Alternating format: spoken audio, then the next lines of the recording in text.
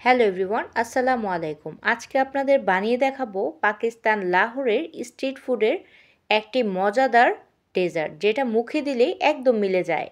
ইফতারের টেবিলে কত আর থাকবে দই চিড়া সাবুদানার ডেজার্ট। এই নতুন ডেজার্টটি একবার তৈরি করে দেখুন, মুখে লেগে থাকবে, বিলিভ মি। তো চলুন দেখে নেই রেসিপি। এখানে নিয়েছি কাজু বাদাম, আমি কাঁচাটাই নিয়েছি, কোনো কিছু ভাজেনি আর ভাজার দরকারও নেই। ব্রাউন কিশমিশ নিয়েছি, কালো কিশমিশ নিয়েছি 2 ধরনের, আখরোট নিয়েছি, পেস্তা বাদাম নিয়েছি আর 2 ধরনের খেজুর নিয়েছি। এটা কালো খেজুর, ওইটা ব্রাউন খেজুরটা, নর্মাল যে খেজুরগুলো সেগুলো। এখানে নিয়েছি একটি আপেল, খোসাটা ছাড়িয়ে স্লাইস করে কেটে নিয়েছি। একটি কলাকে স্লাইস করে কেটে নিয়েছি। আরও লাগছে সাদা ছোলা বুট, এটা সিদ্ধ করে নিয়েছি। আর নিয়েছি টক দই। টক দইটাকে আমি ভালো মতো ফেটিয়ে নিচ্ছি। কোনো কিছুর পরিমাণে আজকে বলছি না, এটা আন্দাজ মতো আমি বানিয়ে নিয়েছি।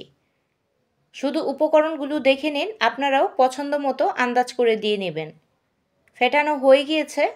এখন একটি গর্তযুক্ত প্লেট নিয়েছি। এটা প্লেটে করলে বেশি ভালো হয়, গ্লাসে করলে মিশাতে একটু অসুবিধা হয়। আমি এটা ছড়িয়ে দিচ্ছি স্প্রেড করে।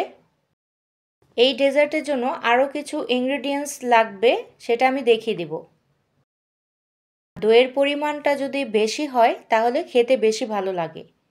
আপনারা চাইলে এখানে মিষ্টি দইও ইউজ করতে পারেন। সুগার সিরাপ এখানে দিয়ে দিলাম। সুগার সিরাপের সাথে আমার কিছু বাদাম কুচিও ছিল, একসাথে মিশিয়ে নিয়েছি।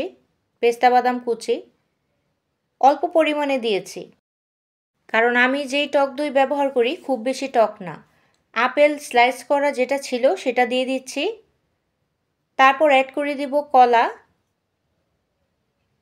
ইফতারের টেবিলে এরকম একটি করে প্লেট আপনারা তৈরি করে নিতে পারেন।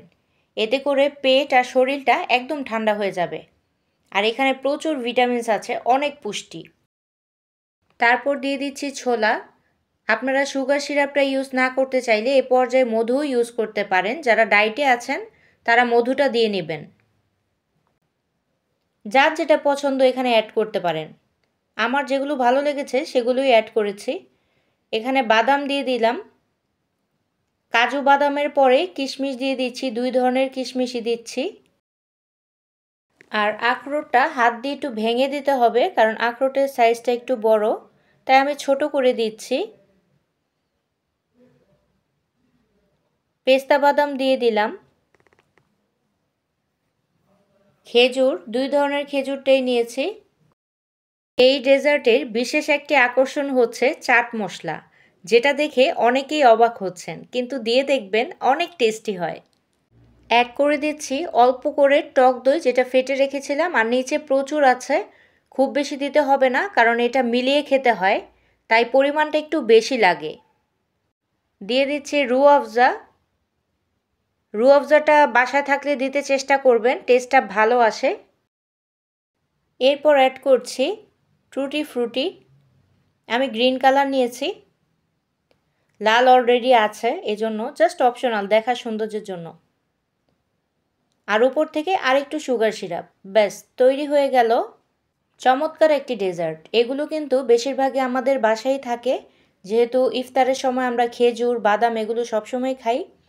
এভাবে বানিয়ে দেখতে পারেন, আর সব কিছু একসাথে মিলিয়ে খাবেন আমার মতো করে। এই প্লেটটা ইফতারে আমি একাই খেয়ে নিয়েছি, এত টেস্টি হয়েছে। আজ এ পর্যন্তই, আল্লাহ হাফিজ।